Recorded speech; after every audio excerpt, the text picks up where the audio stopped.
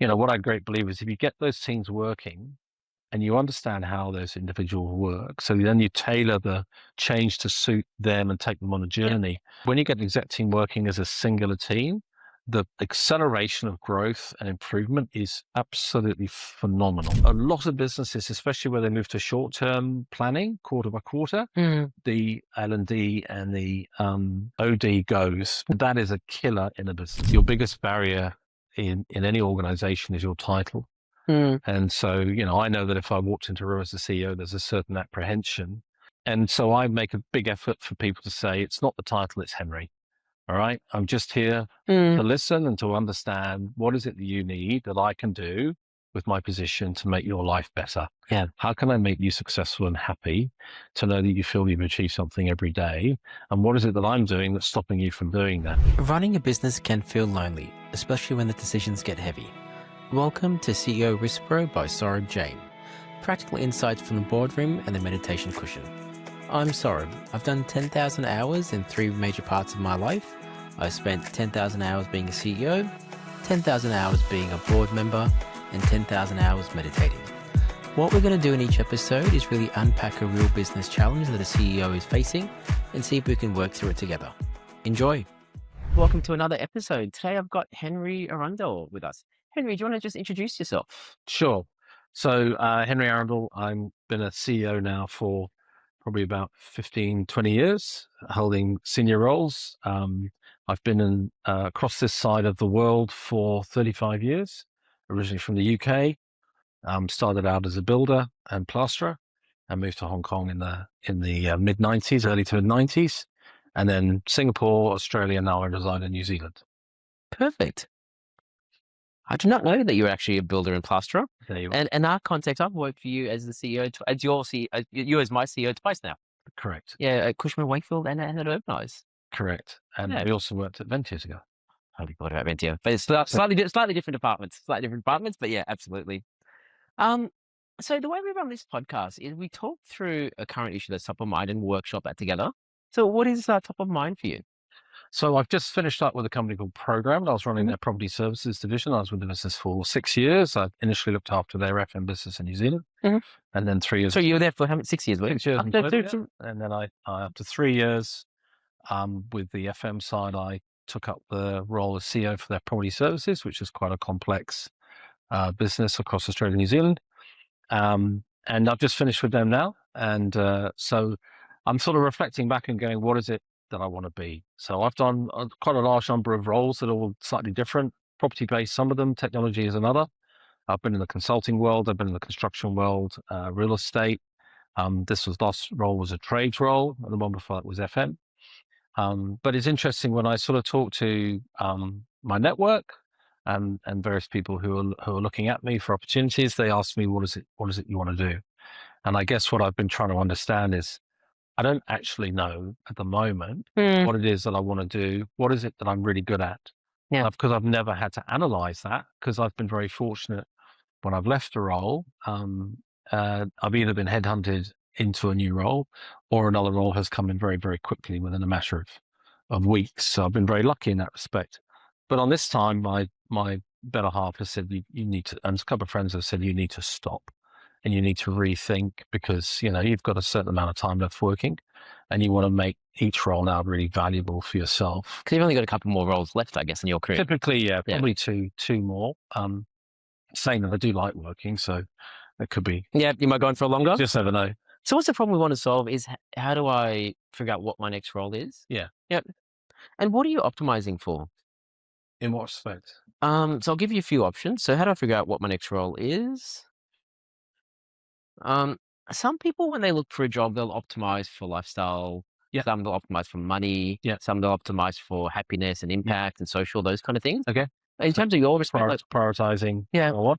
So again, I mean, that's something that I'm still debating and I'm trying to understand in my life is I live in New Zealand. I moved there 6 years ago for Program. And we've fallen in love with New Zealand. Mhm. We've fallen in love with it because their lifestyle affords a more relaxed pace of life for us. Yep. We love the weather. We love the fact there's no snakes there. It's and no dangerous spiders. nothing to tell you apart from the locals. But typically, yeah, you're not. And the locals don't eat you anymore as well, right? That's not a thing. No, That's they're not a very thing. friendly. Yeah. And it's a much smaller company. You've got a country the size of Japan slash the UK, and you've only got 5 million people. So you have this amazing areas of isolation and the ability to get out and enjoy. Probably, getting closer. I hate using the word, but get closer to nature. But it is genuinely the most incredible place to live. Yeah.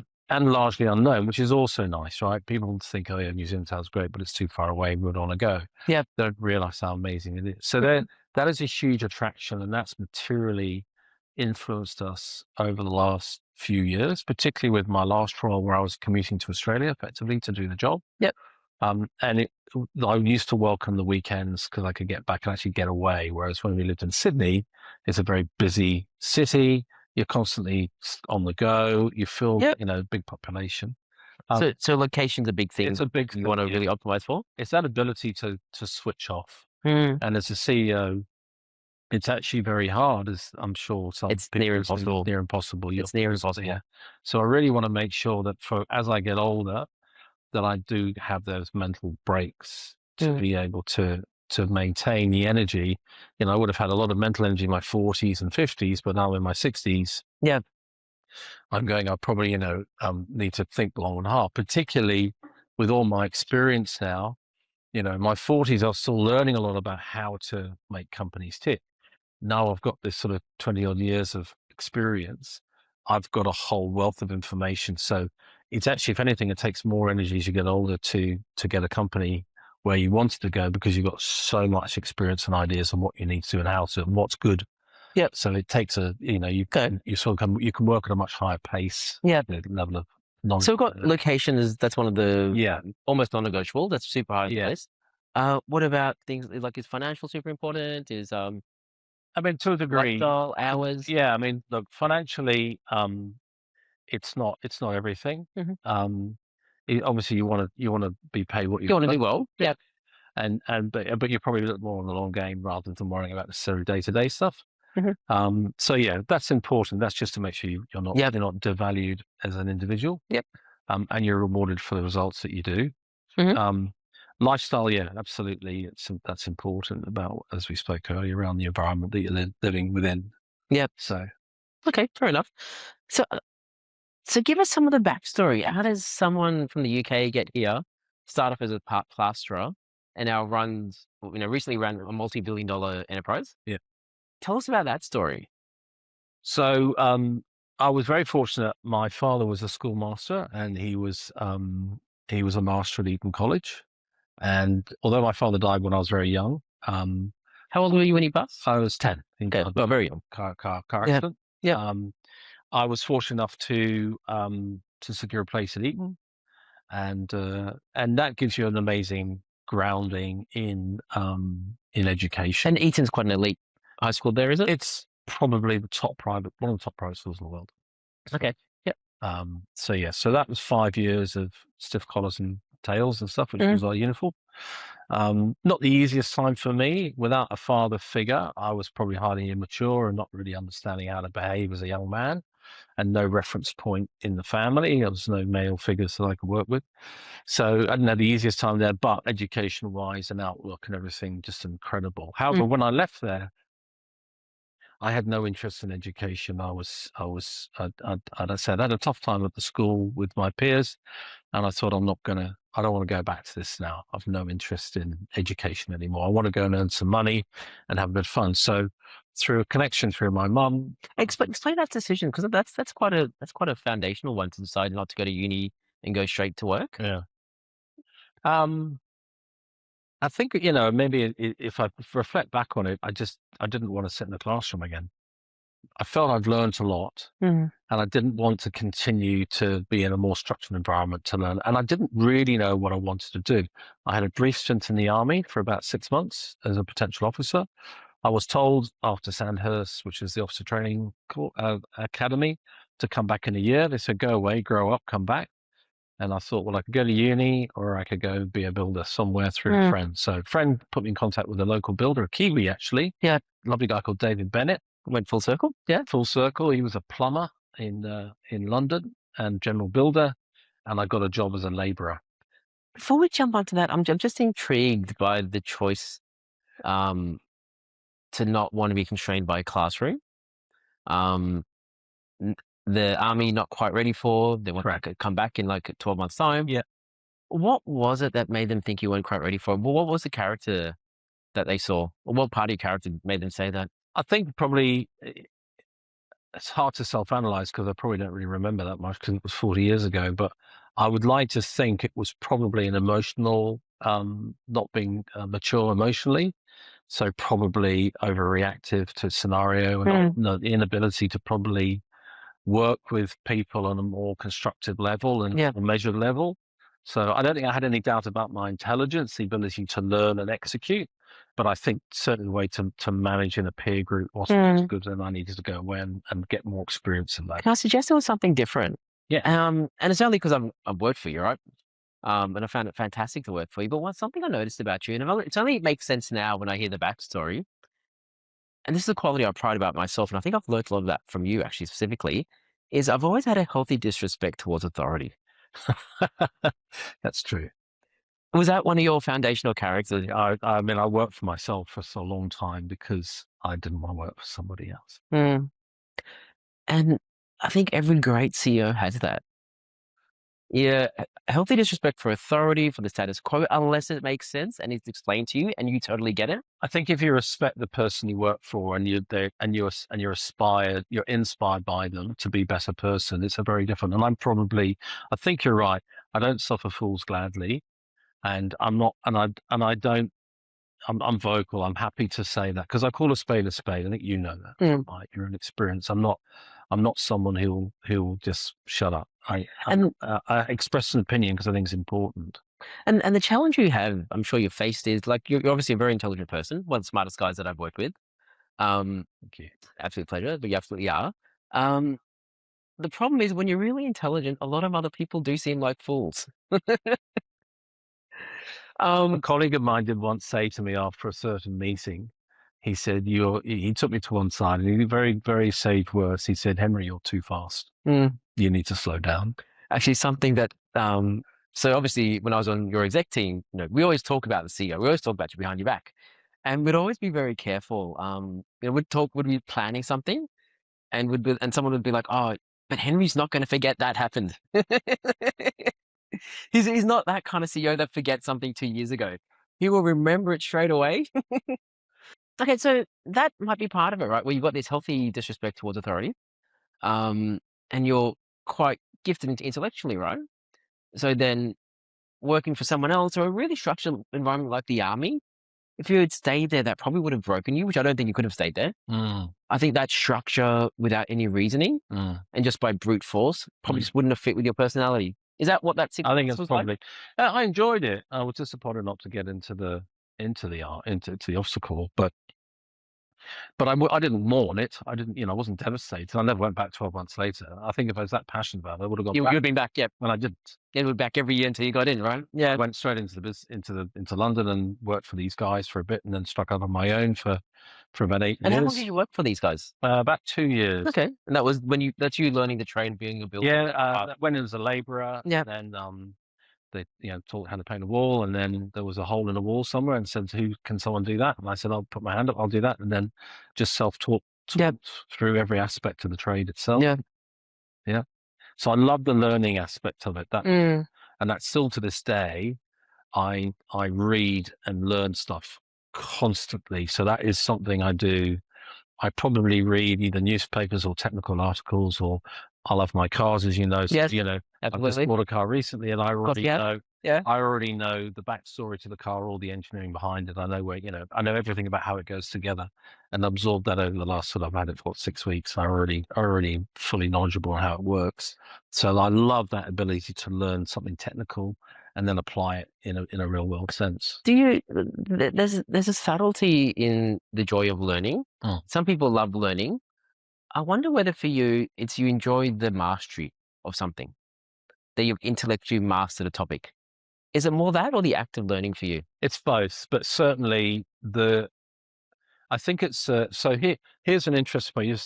It brings up a good point. So I'm actually very shy as an individual, so I will struggle to walk into a room full of people if I don't know anybody, and I've been known to walk away Mm.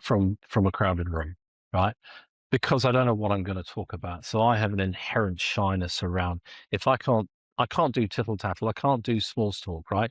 Mm. I've watched some people do it and I'm so impressed by it, but I just have no ability to talk about things. Doesn't work for me.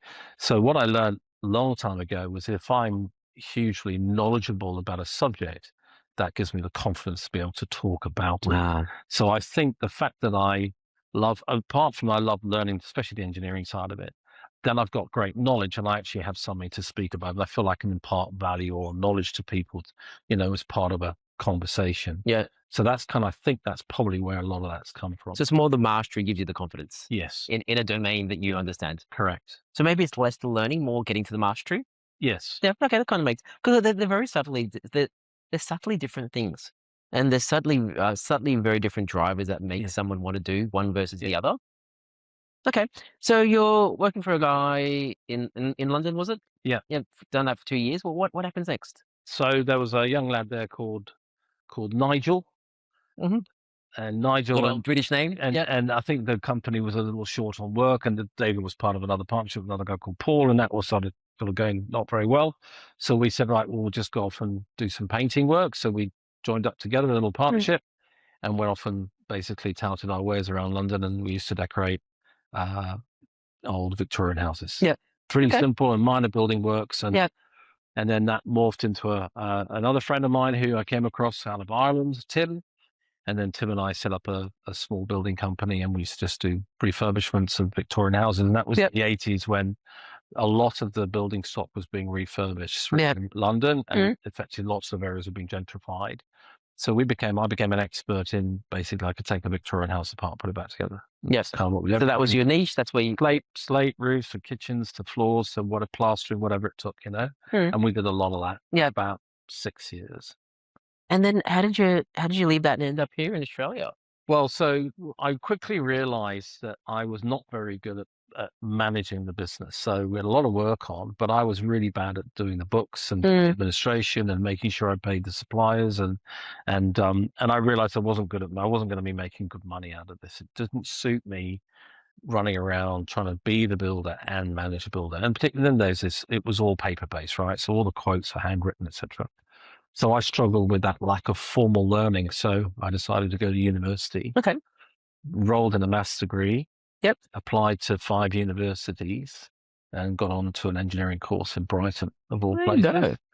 go. And part of that also was at this time I think I was working for a small fit out company, which I wasn't particularly enjoying, and I went on holiday to Hong Kong to see my sister who lived there back in 1987.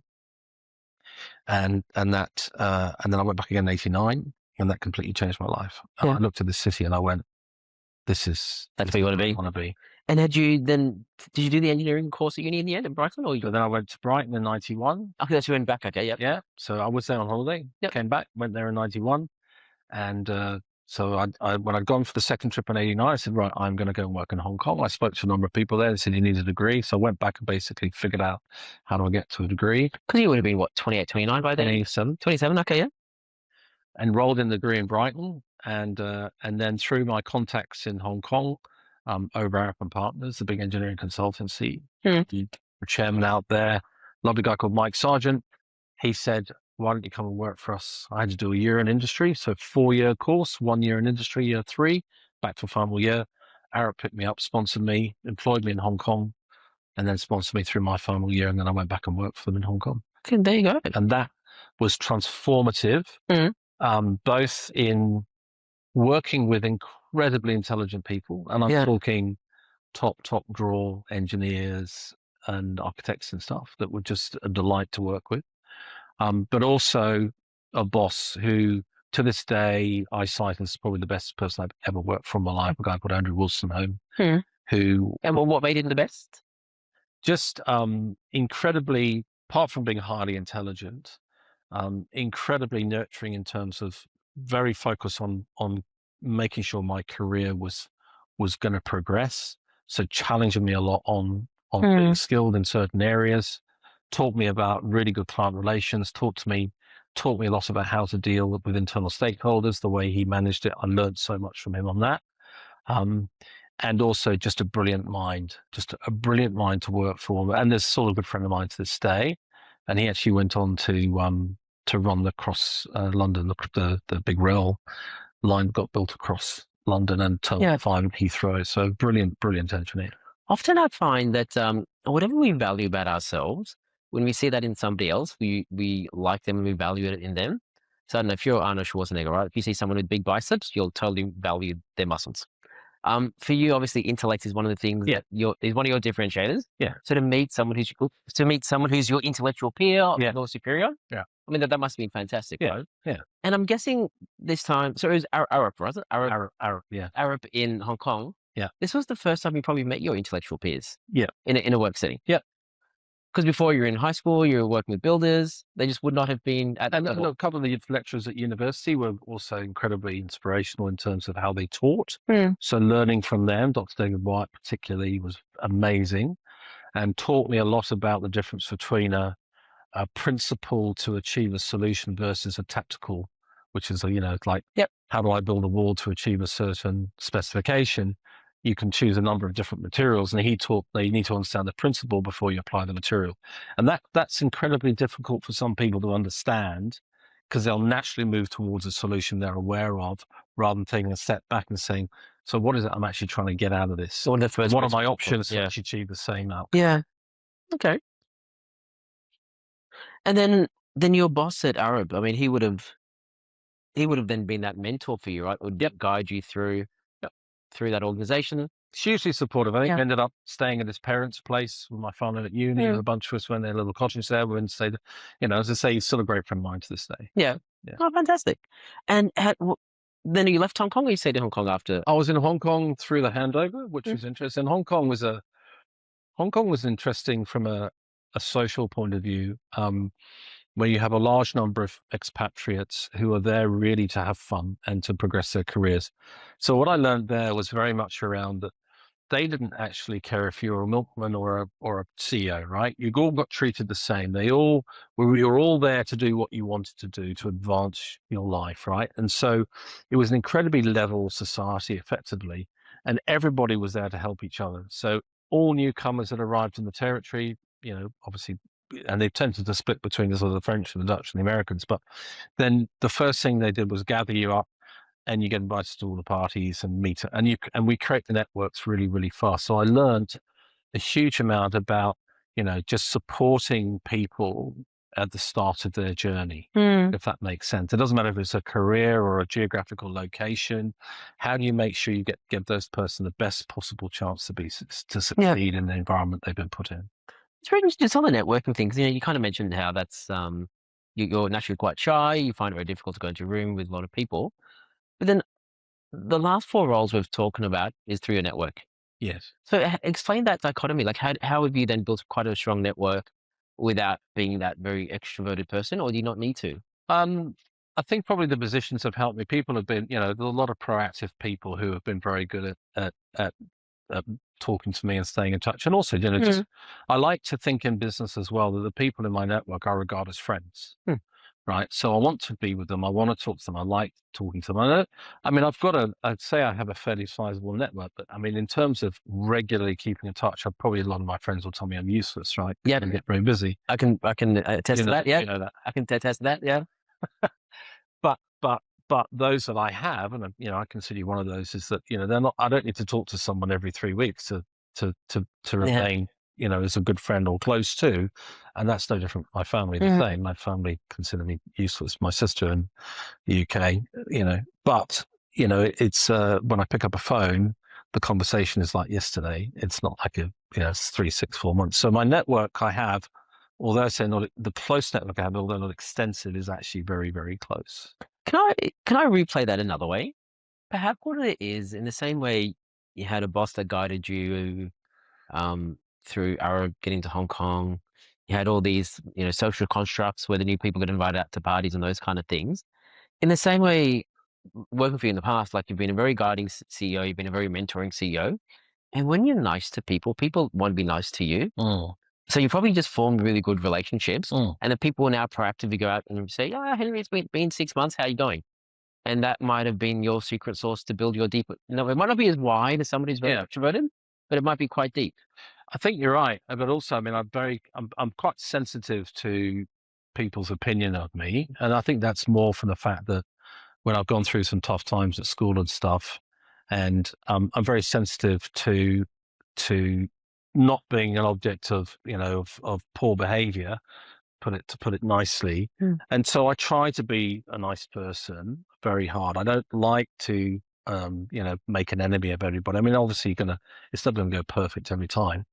So I'm always trying to be gentle because I've been treated badly in the past, and I would never have that. I do not ever want to be that person who does. And some of the jobs I've had to do are not easy, where you have to change structures and so for me it's important that they're treated with respect. And so so I think, I'd like to think that my network reflects also how I've treated people and how I'm regarded in the industry, is I'm not someone who's there just to make a buck. So that's where the money isn't that important to me. In fact, not even the title. It's more about how do you create success for a group of people, for their careers and their family, financial security, respect and standing in the industry. That to me, I love the fact now that I've been in the industry now for 40 years. If I look through all my contacts, so many of them have done so well, and it's just so pleasing to see. I remember one guy in Hong Kong, another guy, Wade Cruikshanks, and I remember he came into Australia, and I employed him as a project manager, and he's been really sweet and said, you gave him the route I needed, and I think he ended up head probably with Citibank globally. I mean, phenomenal roles these guys are now getting, and there's a couple of recruiters I've used in the past who credit me with saying, you created my network for me. And I said, well, and I don't want necessarily a credit for it. It's more, it's pleasing for me to see. I'm so glad to see the success that you enjoy, because that's important for them, for the family, and for me to see. Yeah. Let me just go back a minute. So you said you've been treated badly in the past. Yeah. Is there one event that is burnt into your memory, and and your smile says it all? So you can Is that oversimplify. corporate or personal? It's the one that defined your personality. It's the one that made you decide, I felt horrible. I don't want anyone else to feel horrible like that. I don't think it's any one, Saurabh, to be honest with you. The death of my father was absolutely devastating. It got my family. I can't even imagine. It created a situation, and there was four of us. I'm the youngest, three sisters and myself, and my mum. And it left a legacy in our family that I think even to this day we struggle with. I mean, sadly, I've lost some of my family already, but I cannot impress upon you how tough losing a parent in early ages. And it forms when you get into a difficult situation, and you're a fight or a flight person. And I probably have a little bit of a mixture, but I'm largely flight. So you run away from really tough situations that you'll get hurt. So you become highly defensive in some respects, but you also become very sensitive to. So particularly in corporate roles, like if I feel I'm not performing, I almost lose my confidence and then don't perform. I mean, I don't think I do, but so you become ultra sensitive to it. And that's because when the death of a parent occurs and you suddenly got this void and you've got nothing I was trying to explain to someone once who were estranged from their parents. And they said, oh, we empathize with the loss of your parent. I said, you've no understanding. When you lose a parent, you forget, you can't talk to them. Yeah. If they're estranged, you can go talk to them. It's forever. That's it. It is forever. And there's nothing you can say that you want to say to your parents that, especially as you grow up, right? And you become an adult, and I want my father to have been proud of me. My father struggled as a professional, same shine as I did. He wouldn't even pick up a telephone scrub. He was that bad at it. And yet this is a man who rode in the Oxford boat race. He was an Oxford graduate, Merton, degree, phenomenally intelligent man, like phenomenally intelligent, but a disaster in professional life. Lovely man. Yeah. So I wanted him to be proud and say, shit, actually, okay, you did okay, well done. Yeah. But I think that has influenced me my whole life at every level that I've done. And I think also it's probably created an element of vulnerability that some people see and take advantage of. And that hurts me. And I don't like that. And so when I'm in business and I have to make decisions, I am really, really conscious of understanding if we have to make certain decisions, I really think through long and hard about what's the impact. And the first thing I really want to do with someone, if they're struggling, is say, how can I get you better? How can I get the best out Mm. of you? I don't want to just, you have some companies will just make decisions without really understanding the depth of talent of someone. They just, because they're having a bad week, month, year, whatever. Yep. Help me understand that more. So the death of a parent, horrendous. Mm, I can't even begin to understand, especially at that age. mm, So that obviously made you feel really, really bad. Um, People I find go in 2 or 3 different ways.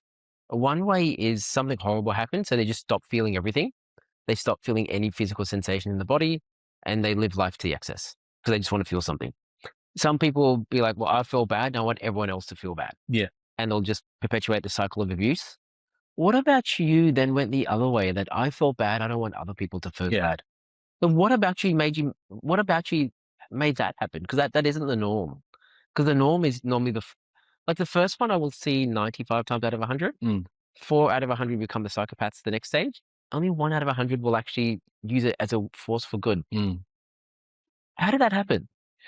Um, I think I really know. I mean, I'm obviously an empath, right? My wife will tell you that I'm a real empath, and I just, I think it's something to do with the fact that, when you lose an element of your family, right, you want to almost recreate it.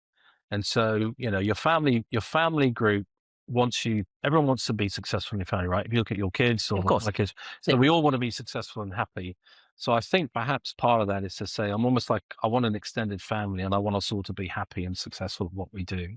Hmm. Um, I hate the idea of suffering in the world. I hate the idea of, and I've always been like this, the impact of people's decisions where they don't understand what that decision has done and is not and it isn't empathetic to it. And I was married to someone like that, Hmm.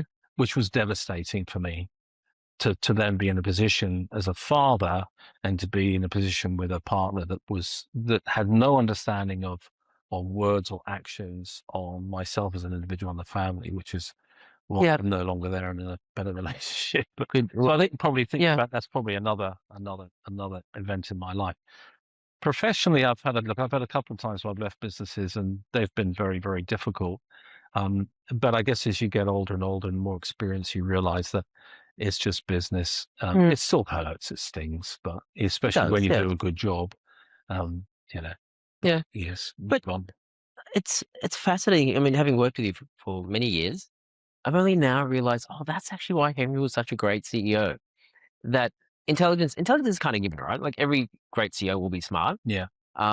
Every great CEO will be confident, will have mastered their skill about how to set up a company and how to make it run. Very few CEOs are deeply empathic. Mm, And that's why if you remember back in our Cushman Wakefield days, mm. like people went above and beyond the part of your leadership team. Yeah.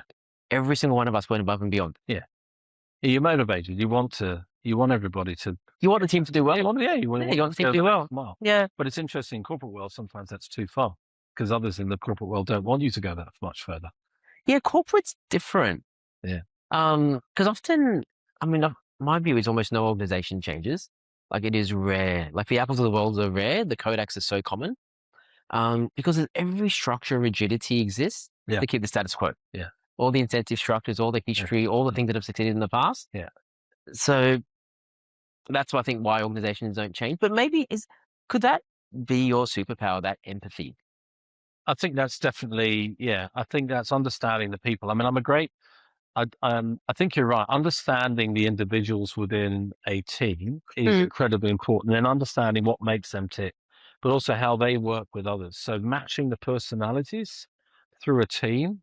So you've got the 1+1=3, the classic, right? So how do you then understand, to your point, where their superpowers are? And then my job is to marshal that and get them to come up and complement each other. Because I never, in any team, I never want the same people. I don't want 5 or 10 same people. I need them all to be slightly different, but also it creates a little element of competition, which is fun.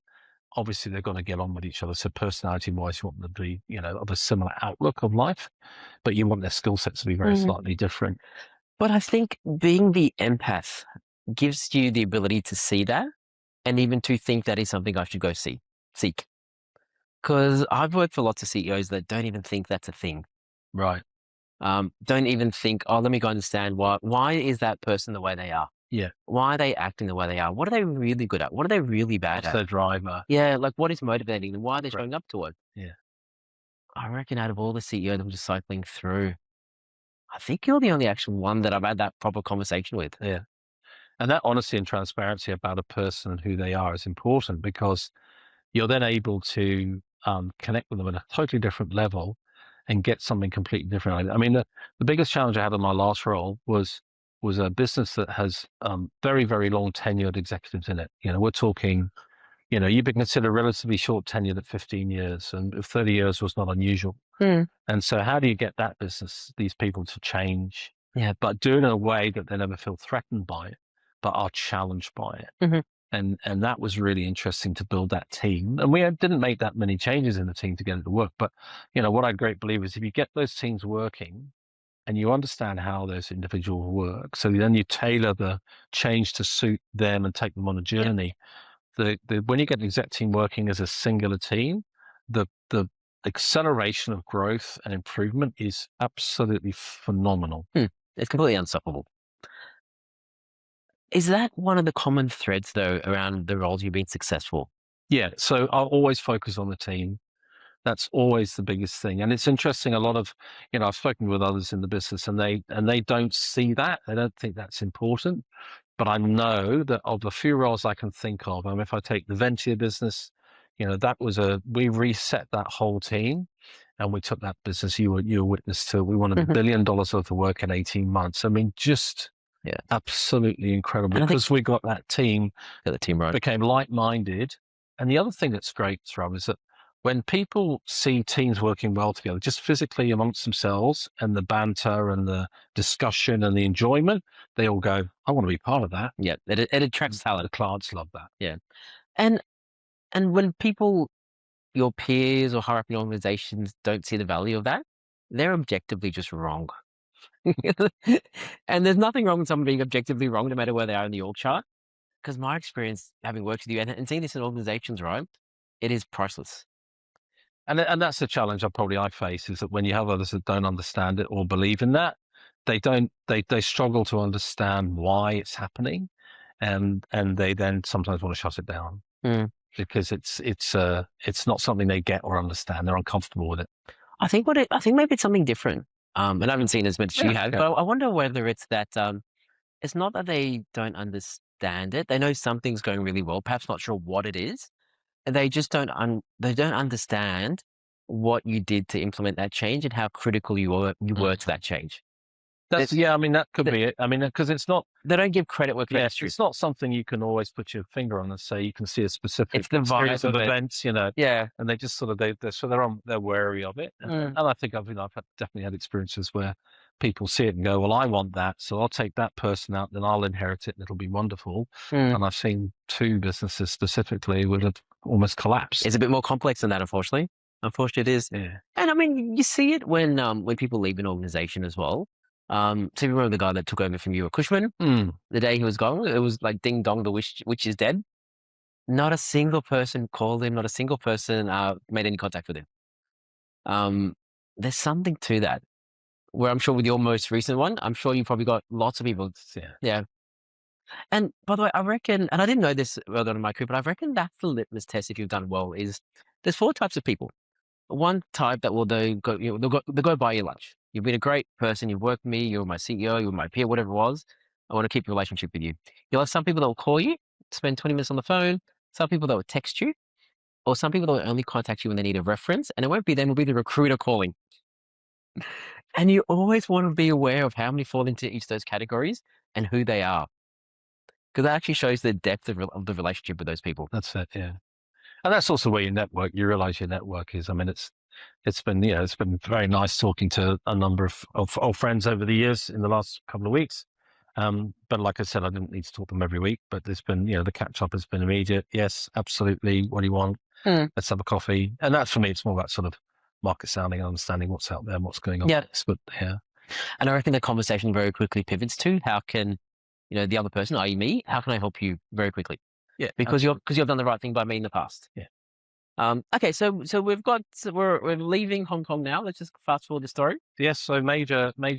So followed a girl to Australia, as you do. Yep. And spent about 18 months in Australia working for a small architectural practice as project manager. And then I got a call from the US, which was relating to the job I had in Hong Kong. And they said, we'd like you to head up the region based out of Singapore. So I'd got some good networking and relationships in that business. They had sold a fair chunk of it. It was a construction and project management business and did mainly bank work, a lot of data centers and trading floor refurbishments and relocations. And they sold that aspect of the business, and they were concentrating on the outsourcing. So they had American Express as a global F outsourcing. They had one person in region out of Singapore, and they said, can you please come and run it? Here's a desk, here's a phone, 2004, go build it. So I spent 3 years with them in Singapore before I moved back to Australia. And we built that business out to operations in 10 countries and 4 offices, and made some money out of it, which was great. Big JV in India. So a great business called Travel Crow. And then CBRE purchased that business in late 2006. And I was made head of the region for their project management business, which I ran for about 18 months before I chose to leave, partly because of the extensive travel involved. Successfully built the business for them. We doubled it from 250 to 500 people and sort of put that across all the offices in Asia. But my son had just been born, and we were sort of heading to the second one. And I realized as a father, it's not sustainable for me to be traveling 6 months a year. It completely isn't. Completely isn't, yeah. So I made a very difficult decision to go and work for a small consultancy, which wasn't that enjoyable. GFC hit. We were very expensive. I did a big relocation for JP Morgan, but that wasn't sustainable. But I was very, very lucky, and Johnson Controls picked me up just as we came out of the GFC, and that was probably one of the first sort of real turnaround jobs I did. And what was your role? What level? So GM for Australia and New Zealand. Okay, yeah. For their FM business, or they call the GWS business, Global Workplace Solutions, and they had quite a distressed business, losing $1 million a year. Had lost a major contract, so they had downsized by about 2/3, and very unstable, unhappy clients, not being serviced properly. So that was a case of really understanding. Again, it was all people, so we could get the team to be happy, then then work with the clients and get the right people to do the work they needed. Then the business turned around very quickly. In hindsight, I think about it, it wasn't that hard. I mean, at the time, it was my first time doing it, right? Proper P&L role of substance, right? But yeah, once I reflect back on it, actually, it was just getting everybody to work together, bringing in a couple of really good people to do some work for me and so the contracts, and get the clients a lot happier, and then working on the global stage through the global network, which I had that experience before in Asia, and getting those relationships from the big global accounts to make sure that we were aligned and we're delivering the services they need.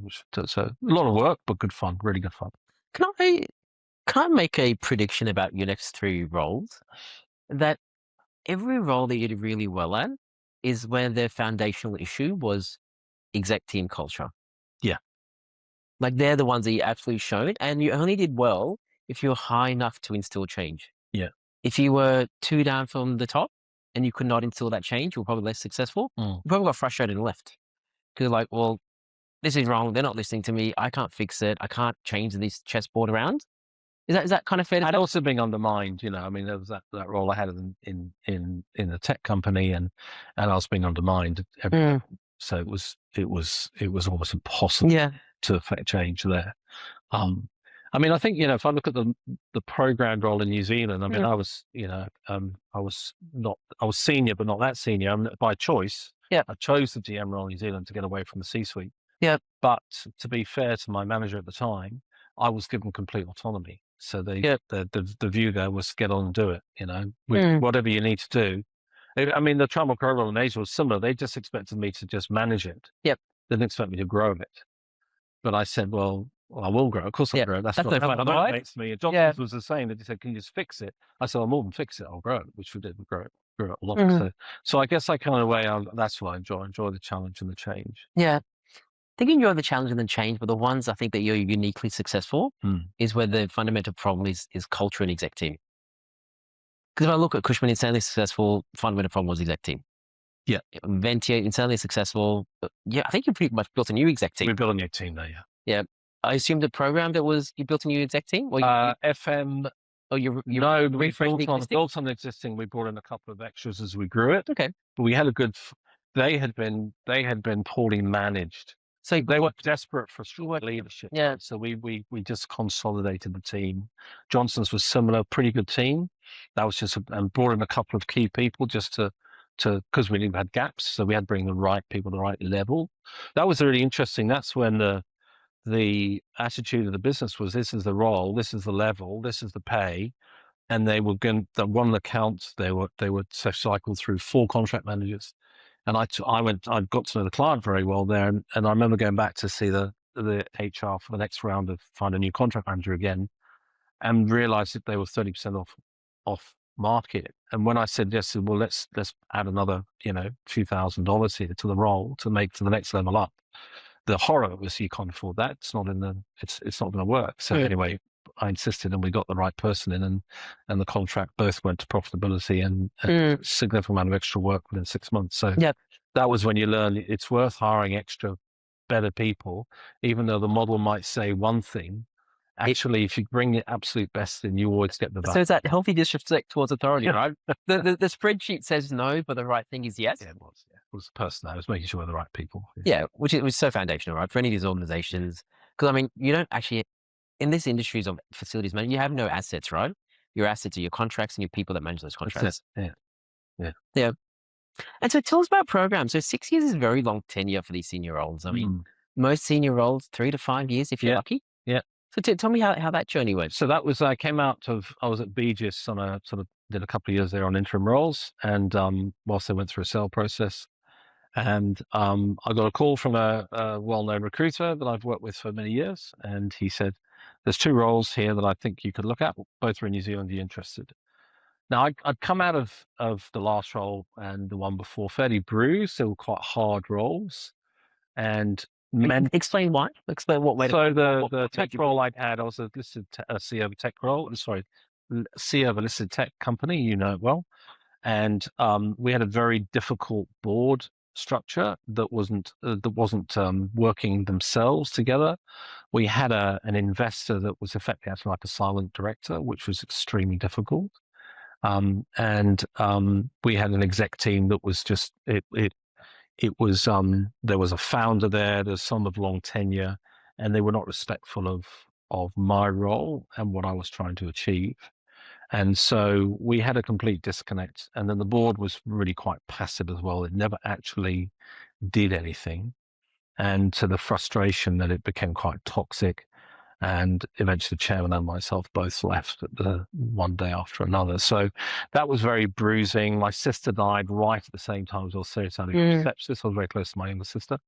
And then I went into this role at Begis, and that was an interim role where we had a significant change in the leadership there, which had been initiated by the head office. And I was sort of the catalyst to try and help bring together. And lots of reasons, long and short. I was there for 2 years and then came out of that. And I remember talking to Belinda, my wife, and I said, I need a break. I don't want to operate at this level at the moment. It's mentally, it's too draining. And also I think this sort of, the fact that you're in an environment where it's quite combative, and my natural nature is not to do that. So I was kind of just felt a bit bruised. So there's an opportunity in New Zealand. COVID was coming.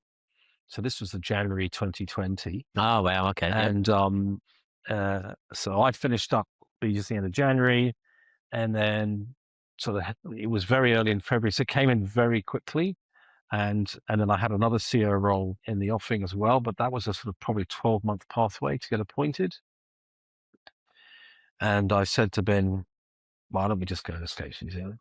I think it's something that we need to do. I mean, I had a lot of decisions. I had my kids in. I was separated from my wife at the time, so I had my kids, obviously.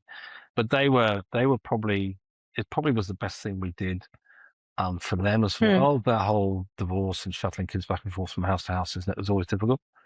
Um, and it was a lower role, but it was also really, really interesting. It was a business that had been around the sort of 80, 90 million, and they had just lost 2/3 of their contracts. So it was like I needed to manage that business out with the client, stabilize it, and then try and do something with it.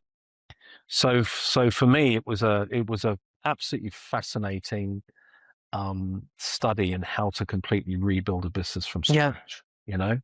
And how did you go? What were the metrics? So the first thing we focused on was the people, right? So first thing you do is we had to exit 72 people from the business as the contracts came off and handed over to the new surprise.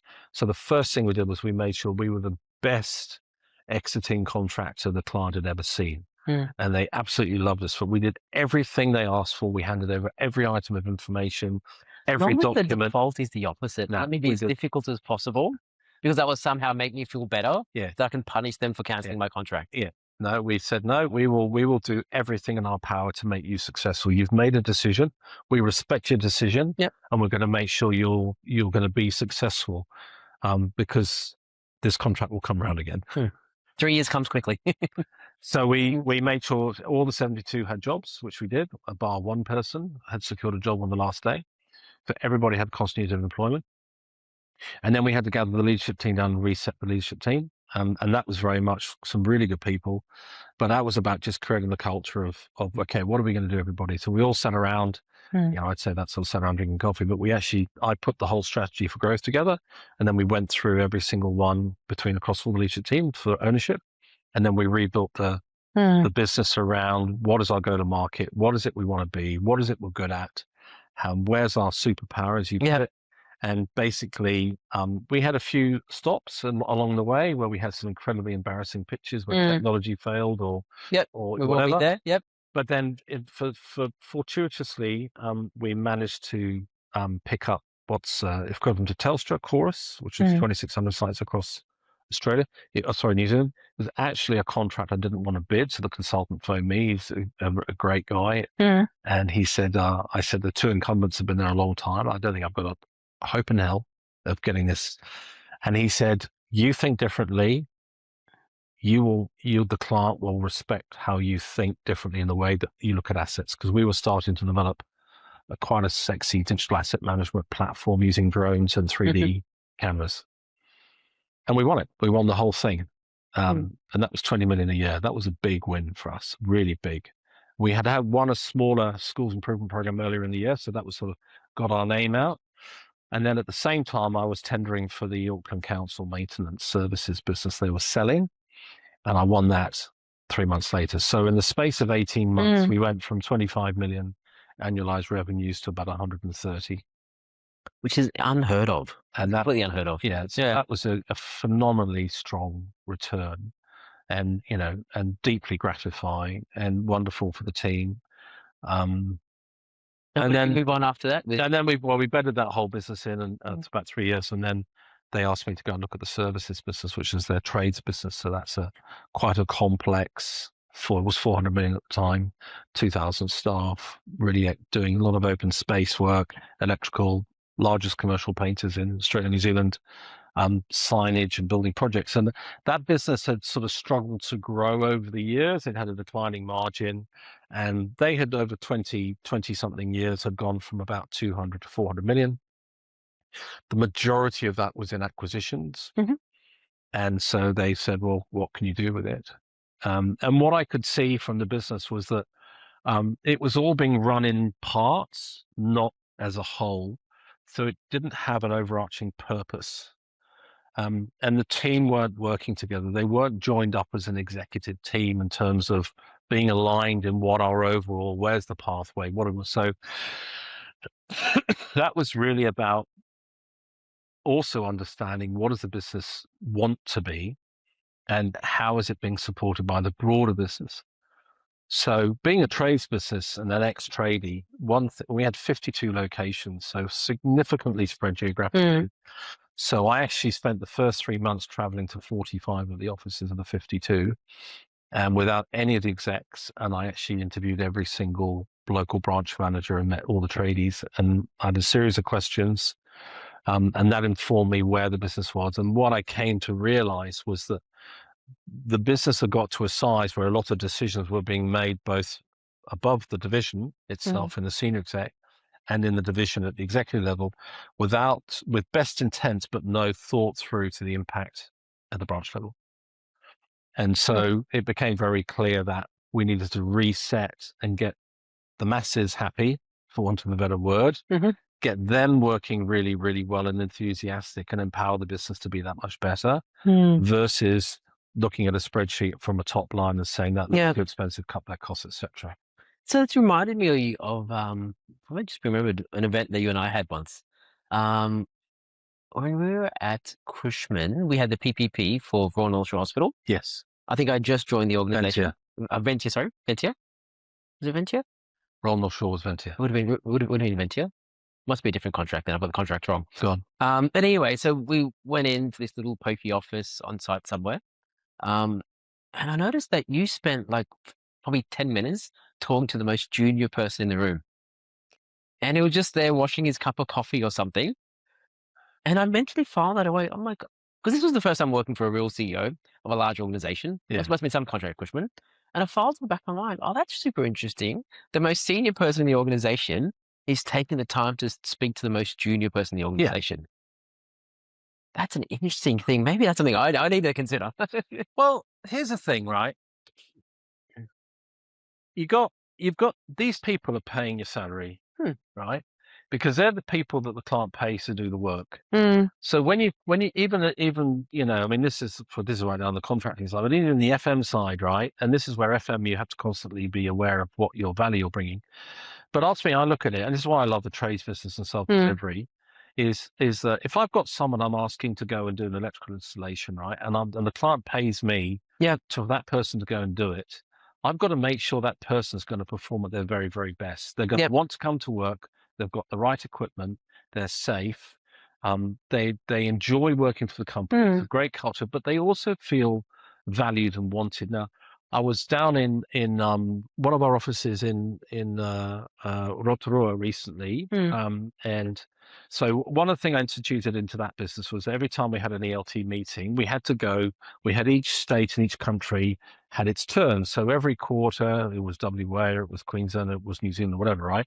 And then we circled through, and all the execs went and met. We did our 2-day big hurrah, as you do, right? Go through the strategic review, whatever it is they wanted to do.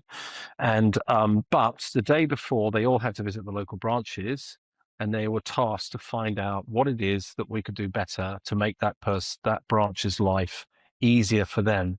And what I taught them, I said, was that you cannot just make decisions in Melbourne or Sydney where you're based and expect that to just simply go down. So you've got to go out and you have to go and talk to the trades. You've got to go on site. You've got to go, but you can't talk to them about, are you being safe? Let me tell you why you should be safe. And this is what you have to. So don't tell them what to do. You have to have that questioning mindset. Ask the questions and come back to me and tell me what it is that makes them tick. And that's that, right? That I remember. So 2 things stuck out. The most senior guy talking to the most junior guy. The other part is I noticed you talked very little. Like 90% was just the other guy telling you about his day. Where did you end up at program? What was your last role before you finished up? How so CEO Property Services. So that was the $400 million business I took. So we ended up buying a company called UMS out of Australia, and then we grew that to about 550 million over 3 years, and also the largest part of the US acquisition gave us a big open space capability, and also the largest graffiti removal company on the Eastern Seaboard. And then probably the biggest change we put in was, apart from rebranding the entire company, so very, very client focused. So it was an inside looking company. We flipped it to all client focused and very specific surface orientated, because they're our billboard. 1,000 vehicles on the road, they're the billboard. So really strong branding. For those of you who might see it, I think they're very pretty. I'm biased. But the other thing is we brought a lot of change through in the digital. So we did a 7-year digital strategy. and we brought in new operating platform, refreshing the CRM. But the biggest one we did was we started building out the automation and efficiency drive through the way that the work is executed, deployed, and completed. So that was a huge platform that was about probably year 2 of 5 years. So if we were to set up a scale with the types of organizations you've worked, the one you've done really well was Johnson, Arup, Program, Ventia, Cushman.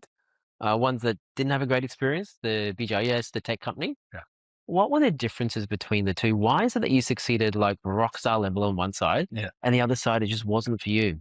Well, a lot of it is the people. You know, I think the corporate outlook and the like the urbanized one was very much. It wasn't a team that wanted to work together, and you didn't get alignment through that business to say this is what our long-term goals are, and we all have to work to those goals.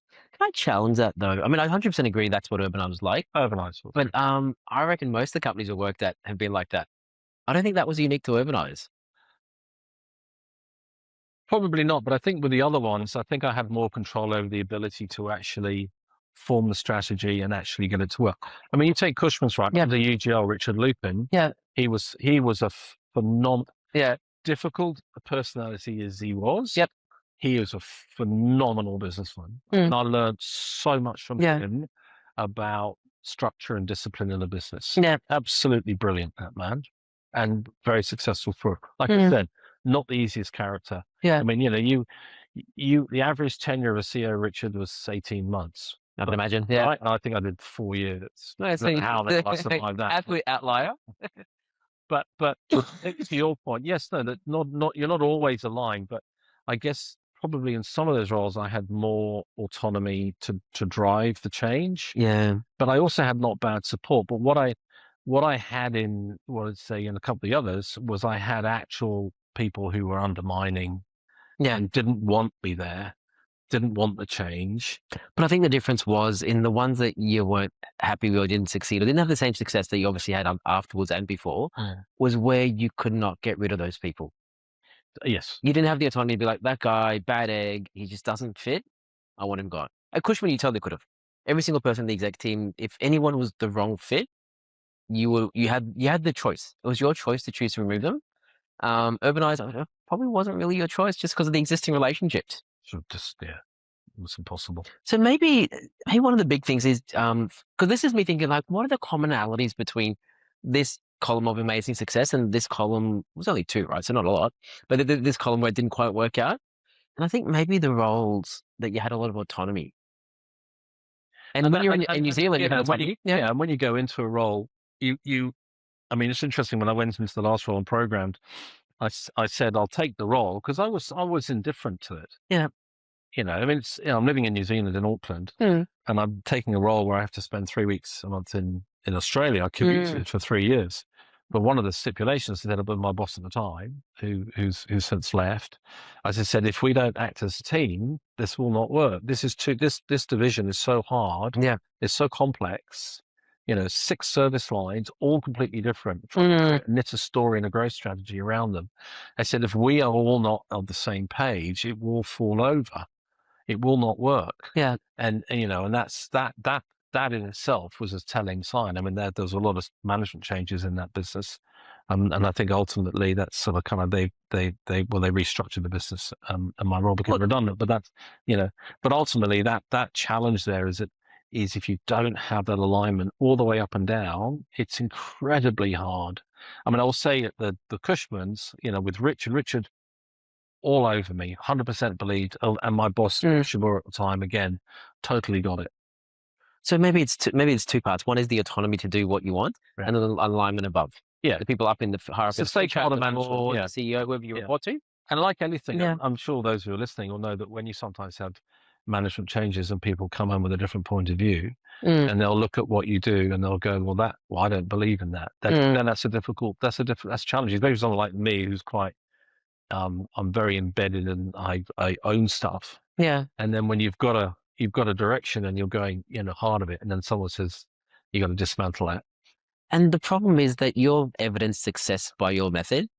You've experienced success. Yes. So you're like, well, it's kind of working. Yes. Why would I do it a way which I think won't work? Yes. How does that make any sense? And so that's when you become disengaged. Yeah. Okay, so we got number one is the autonomy and or alignment. Yeah. With the chair, with the board, with whoever's, there's always, everyone has a boss. Yeah. With whoever you need. The second part, which I picked up, tell me if this hits, is how you've used your intellect to be your differentiator when it comes to strategy.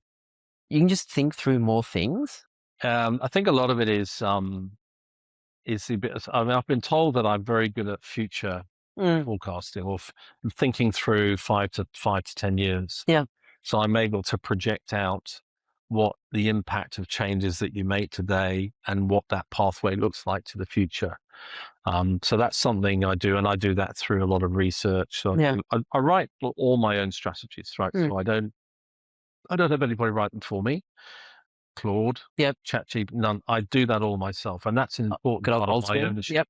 That's my ownership. Yeah. But that comes back to that learning side, so that I can articulate the strategy on the broad. And what I love is the ability to distill a complex strategy into a really simple message. That's something I particularly enjoy. But I'd use the word mastery, not learning. So I reckon mastery is your thing, not the learning of it. That's a good word. I like that. But I think what it is the ones perhaps you've done well is where you got to apply that mastery. Yeah. You saw it, you understood it, you did whatever research you wanted, and you got to run the experiment. I wouldn't say they were necessarily experiments. I mean, there were some interesting things we did at Cushman's, as you remember. But I think the other thing is that the strategies I write are longer term. They're not 1 or 2 year strategy. I'm not a short term. I build specific strategies that take 3 to 5 years to fully manifest. And as I've learned in my career to be more articulate about how they manifest over that period of time to get the benefits. The challenge in modern day is that the returns and the change is generally over 12, 18 months. And often it's quarter by quarter. And that's impossible to gain. And I've seen this where you're instituting strategies that manifest themselves over time. And then when you bring very, very short-term people in, where economic climates change, those businesses fail very, very quickly. Yeah. And certainly I would say there's a couple of businesses I've been in, I think you've seen them, where those businesses have never recovered. They have never recovered, and until they get someone to go back and rebuild it from scratch into those longer-term objectives that you're aligned to, they will forever just bump along and never really grow. Yeah, totally. And I think the other part about the strategy that you've probably been successful as you think longer term, it's that healthy disrespect towards authority. It's that contrarian view. I call it challenging. Challenging. I call it contrarian. Healthy, because I feel like I like to push a bit, Yeah, but I think that's one of the superpowers, to not be stuck in whatever the status quo is. To, like you said, to go back to your first principles and be like, what are we doing here? Why are we doing this? What is going to work? And that works well when you've got like a 3-year time cycle or a 5-year time cycle. When you've got a quarter by quarter time cycle, you just don't have enough time to see results. The other two things I wrote down was perhaps the ones you've really succeeded, kind of linked to your autonomy, where you were able to set the team. Yes. And where team was one of the problems, which I actually think team is almost always the problem. Strategy is so secondary. But where you've been able to set the team, and someone somewhere said you're allowed to do that. Yeah. The last one I wrote down here was I wrote common folks. I know that there must be a better word for it, but the fact that you're able to go to all the branches, right, and talk to all these individual people and see what is actually happening on the ground, rather than inferring from your office. Yeah, and that's I do have it was a friend of mine said to me recently, who's worked for me, and he said, your biggest barrier in any organization is your title. And so, I know that if I walked into a room as a CEO, there's a certain apprehension. And so I make a big effort for people to say, it's not the title, it's Henry. All right. I'm just here to listen and to understand what is it that you need that I can do with my position to make your life better. Yeah. How can I make you successful and happy to know that you feel you've achieved something every day? And what is it that I'm doing that's stopping you from doing that? And that can be anything from, the wrong tin of paint to a terrible technology solution, or too much paperwork. And I just and most of the people that do the work that we want them to do just want to do the work, right? They get and all the other stuff. Yeah. So that's kind of, so I don't, and does that mean that the air of mystique of a CEO is gone? Well, I don't think there should be one anyway. I don't think anyone's above anybody else in terms of their ability to contribute to business, but you've got to know and understand it, and you want people to be honest and open with you about where the issues are, because there are so many occasions where I've been in senior roles, and the true issues, the managers will never tell you because they think it reflects badly on Yeah, them. they feel bad about it. They don't Yeah, want to. well, Yeah, I don't want to tell my CEO something bad. well, get over it. Yeah, but I think what you've seen there, if I use a cadet or war analogy, have you heard of the fog of war? Yes. So just for people who don't know what it is, actually, do you want to explain what it is if, in your context? Or you Oh, know well, about it, or do you want me to yeah, explain? it's a point where you can no longer see any further ahead because there's so much going on. You can't see. It's like you can't see the wood for the trees. Kind of. Probably slightly different Yeah. in your own terms. Or in my interpretation, it's that there's only so far you can see. Yes. Like in some of the video games where you've got strategy games, you have to have a piece in a certain area to be able to see what's going on in that area. Yes. Um, and every commander in a battlefield has a fog of war. There's only so much information they have access to. So what the really good commanders realize is they're aware of that, and they try to extend out their view. So I can only see this little bubble of reality right now. So I want to go find out more data points. I actually want to consciously go out and find, what are people saying here, what's happening here. So I get more data points to form my own opinion. Because I'm sure you find, despite how humble and personable you try to be, the bigger the organization, the bigger the abstraction of reality is. Totally. Like, It's like Chinese whispers. Someone says something over there, it's completely different. But also the complexity. So you'll make a decision based on, to your point, a certain number of data points, but you might be missing 40% of it. I know. Actually then makes that decision valid. So you've got to learn. And that's where you've got to create a culture, I think, of honesty in the business, where people are not afraid to actually afraid to tell you. but not express an opinion. So it's important that the feedback you get is not my opinion it's the facts. And that's something I talk a lot about with my leadership teams is say, talk to me about facts. Don't have have an opinion. That's fine. That might be opinion of what might happen in the future. If something's going wrong in a business, don't use the words like, I believe that, or I think this. It's like, this is actually happening. Yeah. And then you can make an informed decision. And I wouldn't underplay that because that's rare. Because most CEOs will start the conversation just knowing they're right. And the entire goal is just to convince everybody else that they're right. There was I don't know if you've ever, there's a couple of cases that I've studied over the years and I always take a great interest in businesses and business decisions that have been wrong to learn what's right. Okay. I think some people read books to say how to be successful as a CEO, and most of them talk about, or be successful in business. They talk about the great stories, right? They're the fun ones. I went to Harvard Business School for a week's course. They talked about Chobani, fantastic success story, but they also talk about Kodak and how and why that failed because they went into printers. So I learned a lot from looking at people where they've made mistakes and how do you learn from that. And one of the ones I noticed just recently, about probably 18 months ago, I don't know if you've probably read in the papers, there's a huge scandal in the UK around the post office and how they have prosecuted a large number of postmasters for fraud around money. And it all stems back to an ERP system built by Fujitsu and implemented.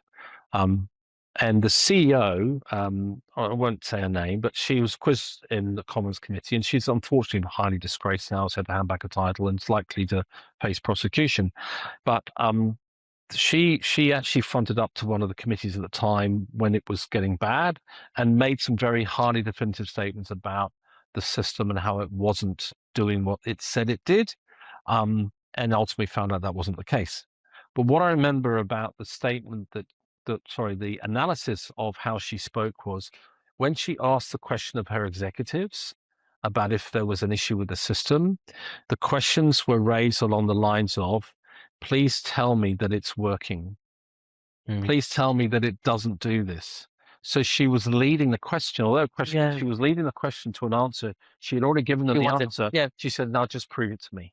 So instead of saying, please go and tell me what the issues are and how it is that we're resolving those issues, she just said, please tell me that it doesn't do this. And I remember listening to that going, you've got to keep remembering that you're not seeking the validation of the answer that you want. You're not looking for confirmation, are you? You've got to look for the problem that may be there so you can then solve it and give the people the confidence that you're looking to solve the issue, not blame them for a problem that's occurred. Oh, absolutely.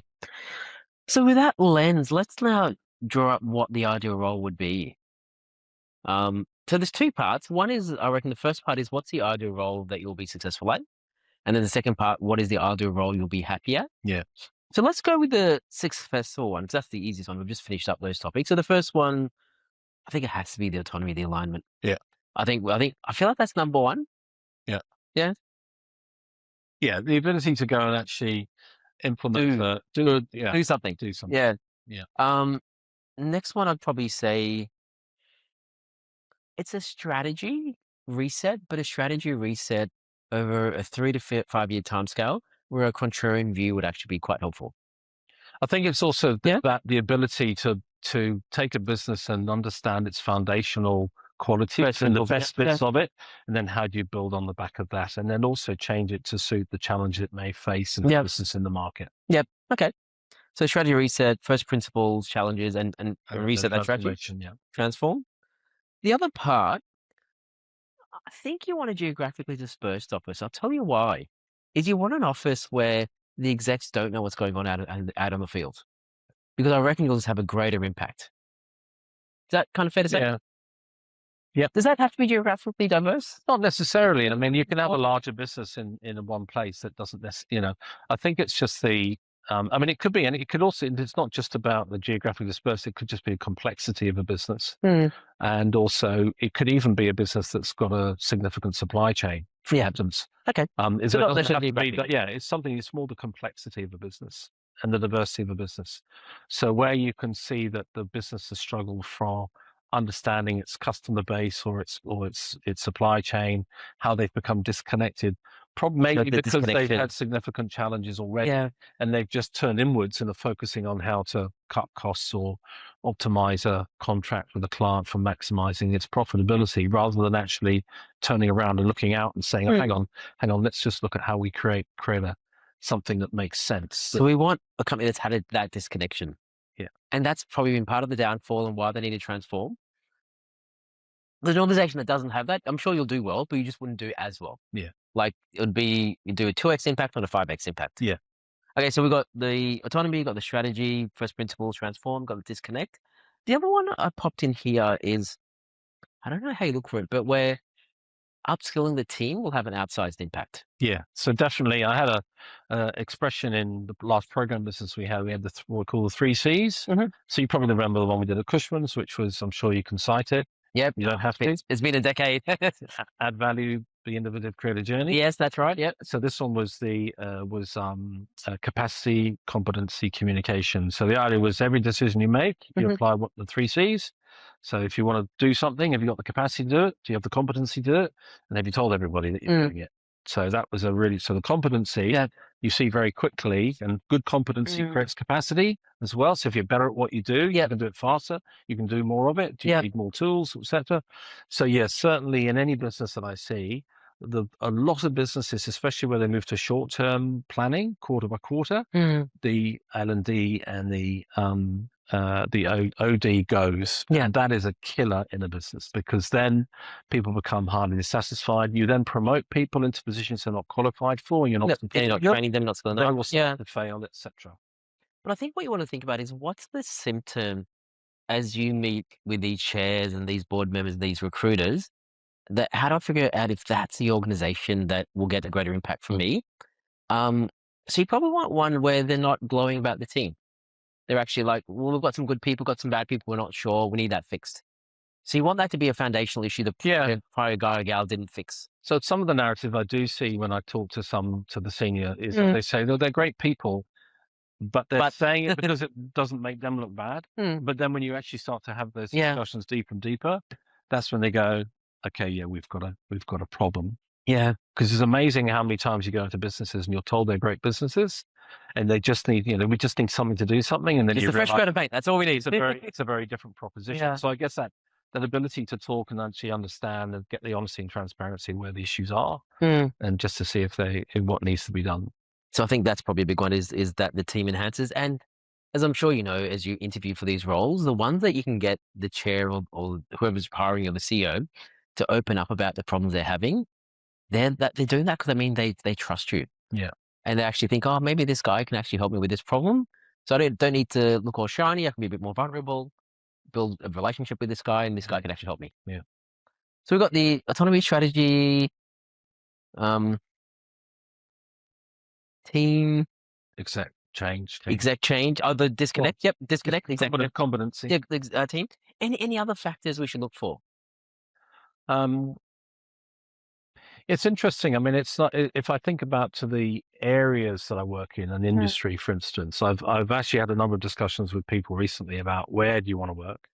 And there's been discussions. I mean, for me, although I've been in the property industry for the majority of my life, I actually do believe that for me, it's more about the challenge and complexity of the issue faced than necessarily the market they're in. Now, there was a role I was looking at which is very, very specialized and specific into a smaller business, and it was very clear that it would not, A, I probably wouldn't enjoy it. B, very niche, right? You've really got to know that industry and what makes it tick.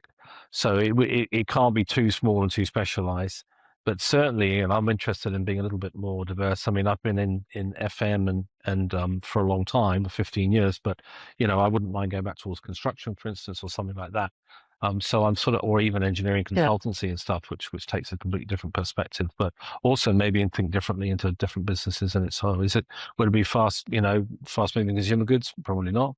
That's quite specialized, but yeah. So, I guess and again, that's probably something. It's really interesting talking with you today. I think I'm more articulate in what I want to do and want to be and what I've done than in any interview I've had recently, where I sometimes feel I just have to sort of tell them what I've done versus what actually I do, if that makes sense, And I've actually learned from this. Yeah. And I guess for me, it's now I've still got a little bit of understanding of how do I apply those skills where. Because Right. when you say what you've done, you're making the other guy do the work to figure out what do you do well. Just do the work for them. Yeah. Just make it easy for them. Yeah. So I'll just touch on two things. I wrote down market I want to talk about. I just want to talk about just interviewing just for a moment. So I'll give you a completely different lens of interviewing. And this is what I did when I 3x'd my salary. This was my lens of it. So the analogy I love is the analogy of Gandhi, right? So he had to negotiate freedom. Yes. From India, from the Brits back in the day. Yes. And he negotiated as a peer. So he went to whoever the viceroy was from England at the time. He went in his simple clothes and his flip flops, and he was like, "I'm your equal. I'm just asking for what's right." And that was an insane position of power. Martin Luther King. He had to fight for rights for the African Americans. Everything in society was all about, no, you guys are less than white people. And his view was, no, there's a law of God and there's a law of man. Whenever there's any difference, good men have to stand up. And I'm just asking for what inherently already exists. And what those two guys did is they negotiated as peers. So what if I said to you, you've had a rock star career. I don't think they're interviewing you. I think you're interviewing them. And Ian, it's interesting. I had one recently where I felt I came away from the consultant interview for a CEO role, and I felt like he'd spoke to me like he was my father. I wasn't Explain more. Well, it was very much, have you done this? Have you done this? Have you done this? Oh, you haven't done that. Oh, well, and I'm like, hang on a second. It's great respect, experienced consultant, but where's the respect? Yeah. And I think when I do interview, and like I said, I only went through a formal interview process just recently. I've never actually formally interviewed for a role in terms of competitive, right? Every company interview.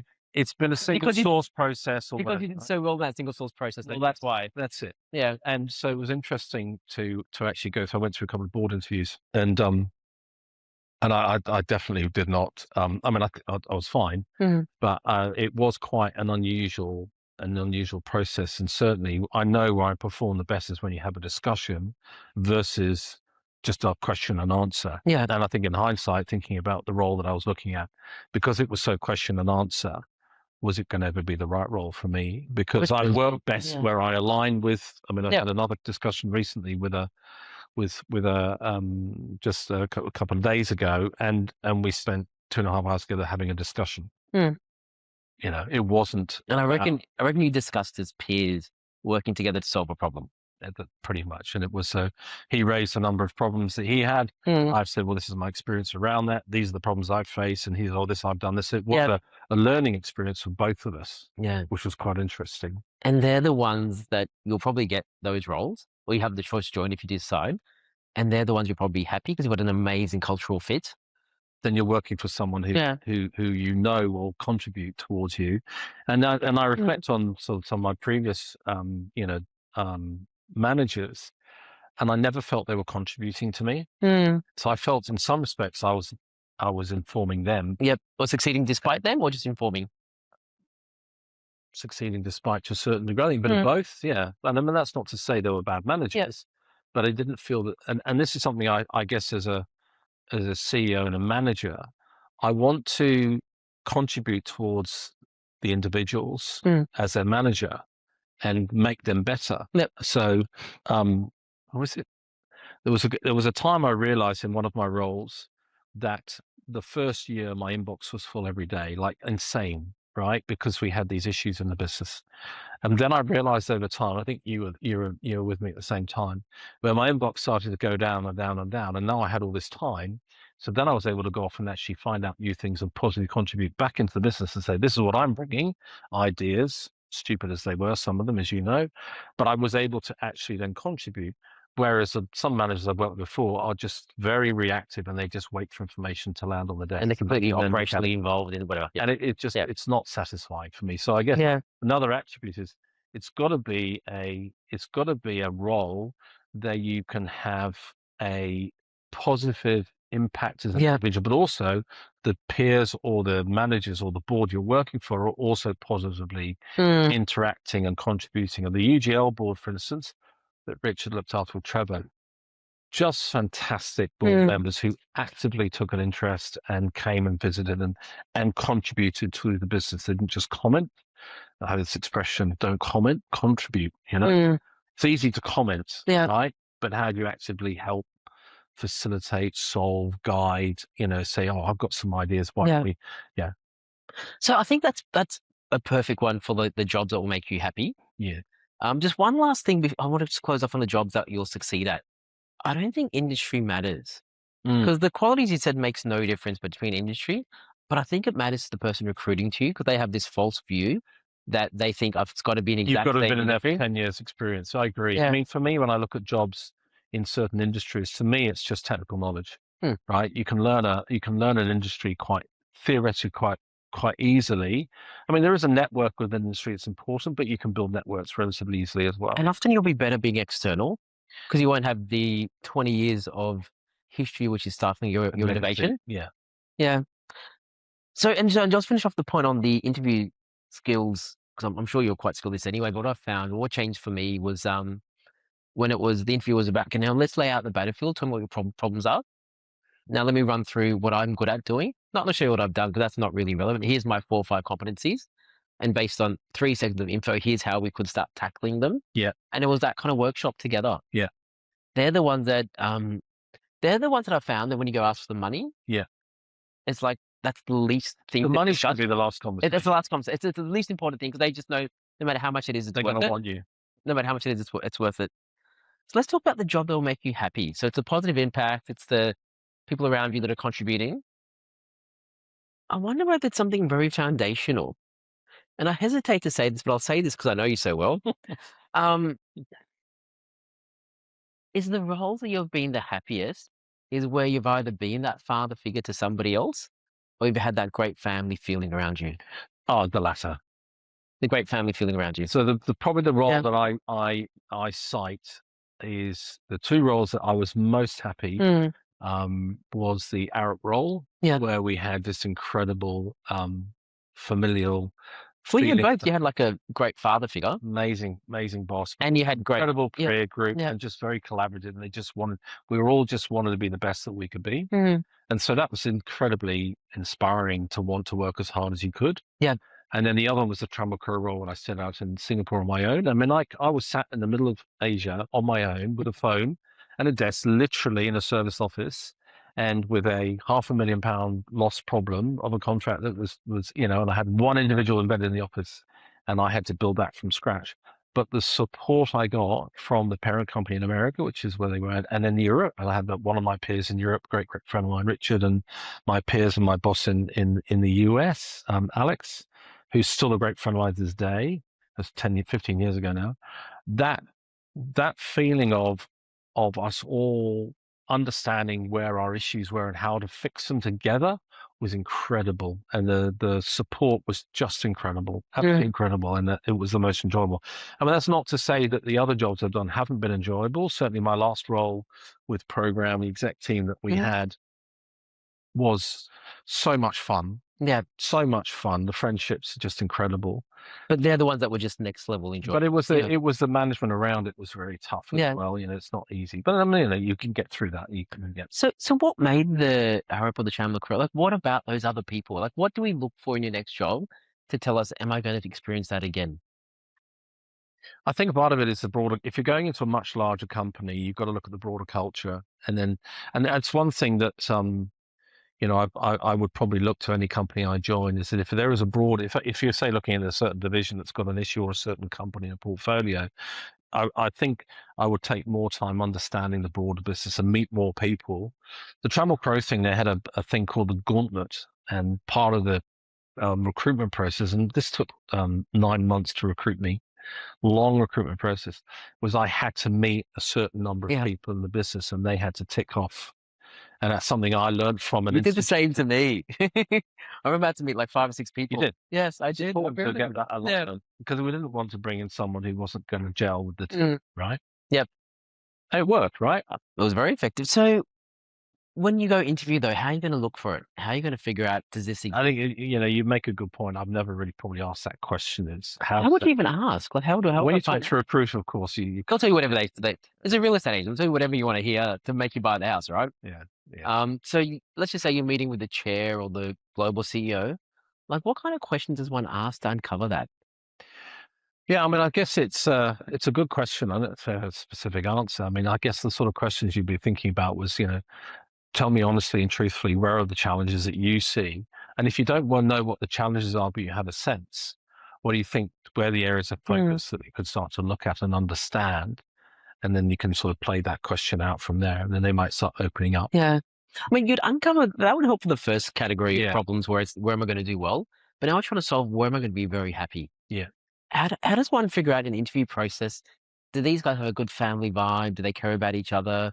Do they want to succeed? Or do they all hate each other So I guess understanding more about how they interact day to day or even outside of work hours. I know some companies I work with, there's a strong familial aspect to how they support outside of work. That's really important. But also just I think asking the opportunity to come and meet some of the exec team if you're considering that. That's probably it.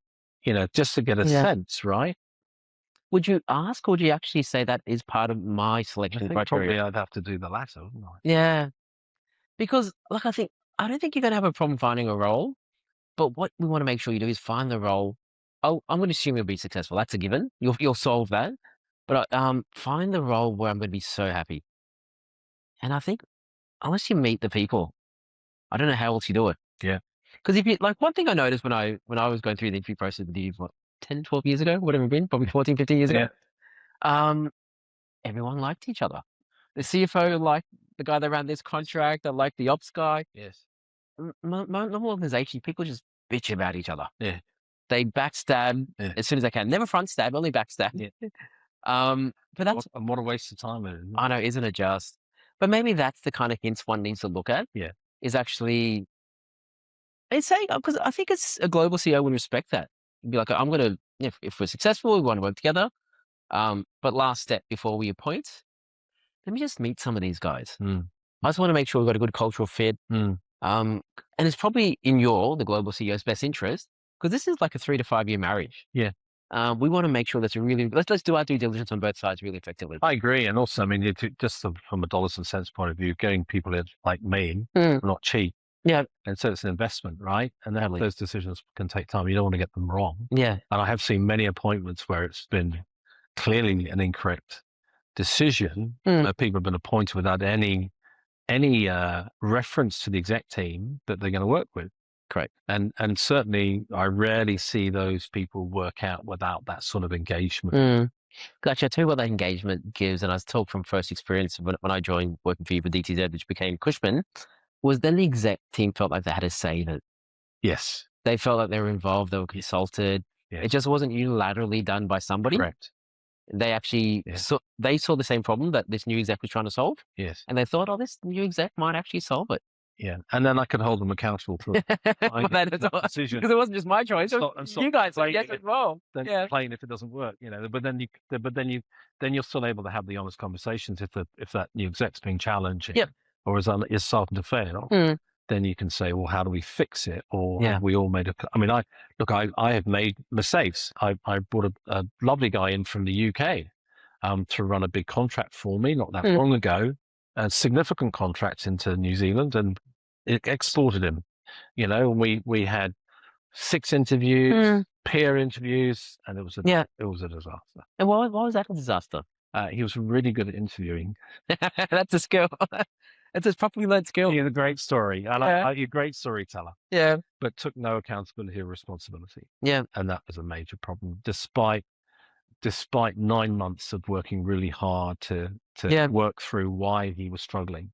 Yeah. And eventually we had to part ways. Not fair enough. Yeah. Oh, look, my recruitment strike rate is about 50%. I get it right half the time. Yeah. So I fire really effectively now. I bet you do. But hiring, oh my God, it's hard. If you've only had a couple bad eggs, oh my God, you're like way above the curve. Yeah. The other thing I was just contemplating as you were chatting was, as you go interview these peers, I think what exists in a family and a familiar, like what's the core nugget inside, is that people separate the individual by what is happening. So I've got a mom, I've got an amazing relationship with her. She might have a shitty day and be horrible to me. Yeah. But I know they're two very separate things. Yeah. That we do have this great emotional bank account. She's been great to me so many times. Because as you mentioned before, everyone has a shitty day. Everyone has a shitty month. Everyone has a shitty year.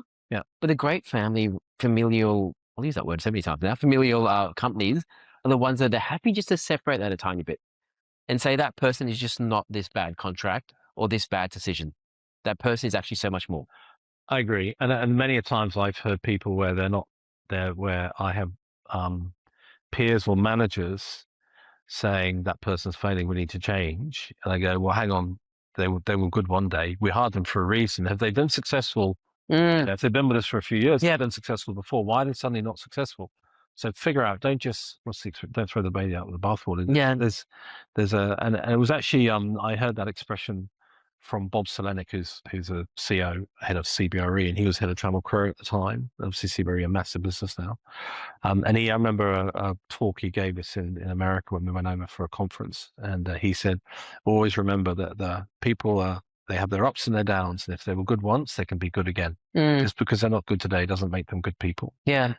And that's what's foundationally different between families and just work colleagues, right? Yes. Because work colleagues, if someone's crap, you just sack them. Yeah. Like that is the default that you expect a CEO to do. Yeah. Not necessarily that's the right thing, but that is unfortunately the default. But it's also that patience to see that person turn. Because it takes work. And again, that comes down to businesses that end up with a short-term view versus a longer-term view. And that will play out through every aspect of the business. It's like, how do you see your ups and downs through? I've had businesses where we've got certain areas of the businesses will struggle, but they may have a 2 or 3 year down patch. But they will come back. Yep. And you've got to nurture it. You can't just go, it's a problem, cut it or fire the person. You've got to nurture it through to where it's going to be successful. Especially during the downturn, the problem wasn't just that person. So sacking that person won't just be the only solution. It's much more complex and nuanced than that. And look, for me, when businesses go through a downturn, for me, it's an opportunity to reset and reinvigorate and come out the other side stronger. So, never let a good bad thing fail. Go to waste. Yeah. So let's just wrap up. So what was our original question? Let me just quickly go back a couple pages. How do I figure out what my next role is? So what are your takeaways? So I think it's about finding that supporting entity. We use the word entity, not necessarily corporate. Yeah, because it might be That different. really understands that there's a that allows me to articulate a journey that we all want to go on, and supports that journey. Yeah. And allows me to use the skill set about how I can nurture a business into where it needs to go on a long-term basis. So that's really around the supporting the review, build the long-term strategy, do the changes that we need to do, and then do transformation over time. So, for example, if I came to you and said, "Hey, it's a 12-month quick snap turnaround," it's probably not for you, right? If it's a really fascinating consulting assignment that allows you to do a 12-month review and strategy set, that's fun. That's quite good. And then find the right people to do that. 100%. Carry on afterwards. But it would be nice to implement. So it's something that then actually starts to see the next phase of growth start to kick in. So you're actually saying, you'll see some results. We saw the results, right? Yeah. Okay, so we've got the supporting entity, you've got the long term. What other things have you kind of taken away? So I think the autonomy we spoke about. Yeah. So the ability to have that permission to do what you need to do to make it work. That's really important. I think in terms of the complexity of a business, that's actually, it's got to be intellectually challenging for me. It's got to be complex. It can't be a trivial thing to solve. I don't think there's any trivial CEOs, but it can't be it's got to be a complex thing to solve. And that's not necessarily saying that it can't be like a single line business, for instance, right? Single service. It's just got to have an element of complexity. That complexity could be in the market dynamics. It could be in the type of services delivered. It could be the technical aspect of the services. So there's got to be a complexity that allows me to think differently and think laterally about how do we change, use that or get the challenging or contrarian view. Yeah. Okay. So supporting entity, long-term autonomy, complexity. And then the ability to really build a fantastic team. Yeah, get that team right. Yeah, get it right. Yeah. And drive that ownership and accountability and the energy into that team to make them successful. Brilliant. Anything else you'd add to that? Ideally New Zealand. And in NZ, but, right? It doesn't, that's not the deal. I mean, the reality is I've run businesses multi-country quite happily. Yeah. And I'm probably in a slightly better position these days with the kids are almost grown up and done. So I have a bit more flexibility. I'm not having to go back and nurture my children as we all have had done over the years. Yeah. You're still in the middle of it. Yes, very much so. I don't have to be such a present father anymore. Yeah. Okay. Perfect. And then in terms of the one that would make you very happy, what was the big takeaway for that part of the conversation? So I think the one where I was the most happy was the one where we acted like a family. It's that incredible supportive environment. And the challenge, the intellectual challenge. Yeah. I mean, that was really something from scratch. That was like a mountain. I mean, the New Zealand one was challenging, and that was I dare I say it was a good turnaround even for me. But I have to say that the one that was the most fun was the where you've got a larger business and you've got this area of nothing, and it's like create something, make something happen. That's cool. So it's two, supportive and family, right? Oh yeah. Yeah, so it's both. Okay, brilliant. Anything else you'd add to that? No. Perfect. Well, last question I always ask as we wrap up for all the guests, what is something that you've always known to be true that later on you found actually wasn't? Gosh, I've never thought of that. Well, it's a great time to think about it now. I can't think of something off the top of my head. Isn't that awful? Gosh, Rob, I actually don't know. Yeah. I'd have to take that away. Think about that. Can I use that corporate expression? Can I put a pin in that one? Yeah, we'll pop a pin in it. Done. I'm trying about to say I thought the earth was flat and found it was round. This is up for debate. Yeah. Perfect. Well, thank you very much. Thanks for your time. Cool. Thank you. Yeah, I really appreciate it. Great. Thanks, guys. Bye.